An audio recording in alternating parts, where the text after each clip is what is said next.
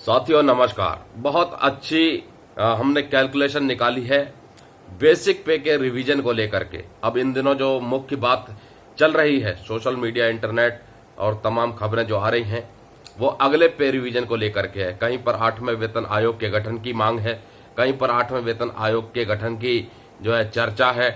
तो कहीं ना कहीं सेंट्रल गवर्नमेंट एम्प्लॉयज और पेंशनर्स के लिए जो अगला आने वाला 1-2 साल है वो बहुत महत्वपूर्ण होने वाला है, क्योंकि सीधे तौर पर उनकी सैलरी और पेंशन से जुड़ी खबरें आएंगी। क्योंकि अगले पे रिवीजन के लिए वक्त भी आ गया है। जनवरी 2026 से 8वें वेतन आयोग की सिफारिशें लागू होनी थी। तो हम 2 कैलकुलेशन लेकर के आए हैं। एक तो जो फिटमेंट फैक्टर चल रहा है ज्यादा खबरों में कि इस बार फिटमेंट फैक्टर में ज्यादा उछाल नहीं हो सकता, 1.92 फिटमेंट फैक्टर को लेकर के चल रहे हैं। तो पहली कैलकुलेशन है 1.92 फिटमेंट फैक्टर की, और उसके बाद जो नेक्स्ट कैलकुलेशन है वो है बेसिक में डीए के मर्जर को लेकर के। और दोनों के ऊपर की जो कैलकुलेशन निकल के आई है उस पर थोड़ी सी चर्चा करेंगे कि कितनी मिनिमम बेसिक पे केंद्रीय कर्मचारियों की और पेंशन भोगियों की हो सकती है। तो सबसे पहले दोस्तों, अगर आप चैनल पर नए हैं तो सब्सक्राइब करना ना भूलें, नोटिफिकेशन को ऑल पर क्लिक कर लें ताकि जब भी कोई सेंट्रल गवर्नमेंट एम्प्लॉयज और पेंशनर से संबंधित जानकारी डालें वो नोटिफिकेशन के जरिए वीडियो आपके पास पहुंच जाए। तो पहले बात करेंगे फिटमेंट फैक्टर 1.92 से आपकी सैलरी मिनिमम बेसिक पे कितनी बढ़ सकती है। दोस्तों, जैसा कि आपको पता था कि 7th सेंट्रल पे कमीशन में जो फिटमेंट फैक्टर कर्मचारियों के लिए लिया गया था वो 2.57 लिया गया था, और इस बार अनुमान लगाया जा रहा है कि इस बार 2.57 मुश्किल है। तो कैलकुलेशन कहीं ना कहीं 1.92 के आसपास हो सकती है। तो हम लेके चलते हैं कि अगर सरकार फिटमेंट फैक्टर 1.92 का भी इस्तेमाल करती है तो कितनी बेसिक पे आपकी बैठती है। 7th पे कमीशन के अनुसार जो मिनिमम बेसिक पे थी वो 18,000 रुपए थी।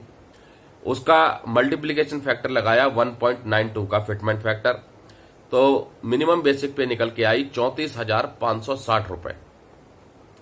और दूसरा, अगर सरकार दिसंबर 2025 तक जितना डीए बनता है, कैलकुलेशन लेके चल रहे हैं अभी डीए और डीआर की जो दरें हैं वो 53% की दर से आपको सैलरी और पेंशन मिलेगी। और मान के चलते हैं कि अभी 2 बार डीए और डीआर में रिवीजन होना है, यानी महंगाई भत्ते और महंगाई राहत में 2 बार और रिवीजन होना है। पहला रिवीजन अब होगा 1 जनवरी 2025 से, और उसके बाद होगा 1 जुलाई 2025 से। तो दिसंबर तक मान के चल रहे हैं कि 8% तक की बढ़ोतरी महंगाई भत्ते और महंगाई राहत में हो सकती है। तो मौजूदा जो 53% डीए और डीआर चल रहा है उसमें 8% की बढ़ोतरी कर देंगे तो 61% डीए बैठेगा। अब 18,000 रुपए प्लस पूरा 61% बेसिक पे में मर्ज कर दें तो आपकी जो बेसिक पे बैठेगी मिनिमम बेसिक पे 18,000 रुपए प्लस 61% डीए, तो 61% डीए बैठा दोस्तों 10,980 रुपए 18,000 रुपए के हिसाब से। अब 18,000 प्लस 10,980 रुपए बैठा 28,980 रुपए, इसको राउंड ऑफ कर लें तो 29,000 रुपए नई बेसिक पे बैठ सकती है अगर कंप्लीट 61% डीए मर्ज कर दिया जाता है बेसिक पे में। तो और कहीं ना कहीं उम्मीद यही है कि 29-30 हजार के आसपास ही अगली बेसिक पे दिखाई दे सकती है जो मिनिमम बेसिक पे रहने वाली है। अब दोस्तों, खबरें तो क्या है, खबरें तो बहुत ही चलती हैं, अनुमान भी कई तरह के लगते हैं, कई तरह की कैलकुलेशन भी आती हैं। कहीं पर 8वें वेतन आयोग की लिस्ट भी निकाल देते हैं कि भाई इतनी बेसिक पे इस रैंक की, इतनी बेसिक पे इस रैंक की हो सकती है। तो अभी जो भी खबरें चल रही सब अनुमान आधारित हैं, लेकिन बहुत ज्यादा बेसिक पे बढ़ जाए ऐसी संभावना बहुत कम है, क्योंकि मौजूदा सरकार में भुगतान को लेकर के जिस प्रकार का रवैया रहा है कर्मचारियों के, पेंशन भोगियों के, जो सैलरी जो पेंशन बढ़ोतरी को लेकर के वो बहुत ही निराशाजनक रहा है।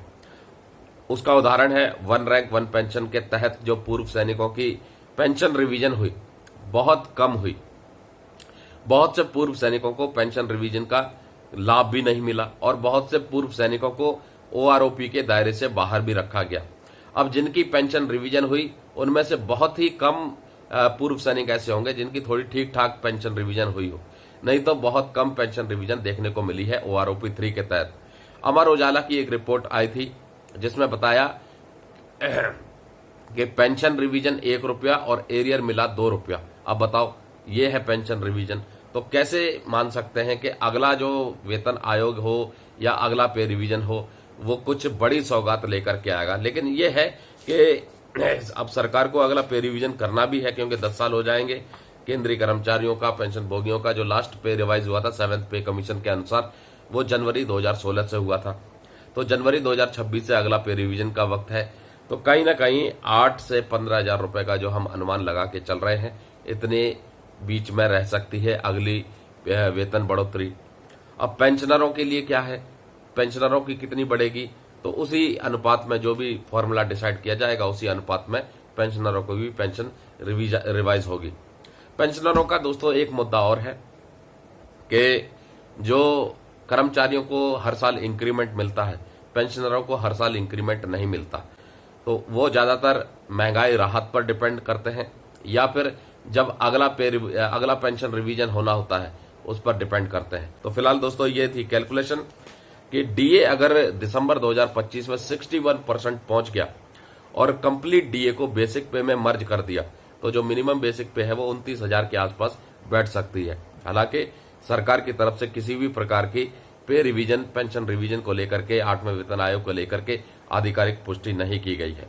अनुमान आधारित है, देखते हैं सरकार क्या डिसाइड करती है।